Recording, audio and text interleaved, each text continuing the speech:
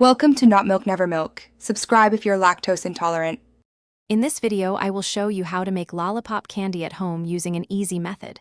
First, gather your ingredients: 2 cups of granulated sugar, 1/2 cup of light corn syrup, and 1/4 cup of water. You will also need your favorite flavoring extract, lollipop sticks, and a silicone mold or parchment paper. Don't forget a candy thermometer, which is crucial for perfect results. Now let's cook the candy base.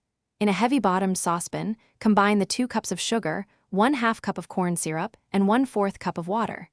Stir the mixture over medium-high heat until the sugar completely dissolves. Once dissolved, stop stirring and insert your candy thermometer. Continue cooking until the mixture reaches exactly 300 degrees Fahrenheit, which is the hard crack stage. Once your sugar mixture reaches 300 degrees Fahrenheit, immediately remove it from the heat.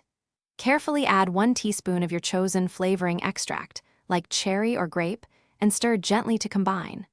Avoid stirring too vigorously, as this can create air bubbles.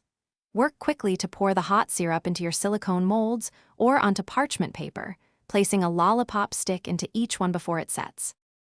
After pouring, let your lollipops cool completely at room temperature.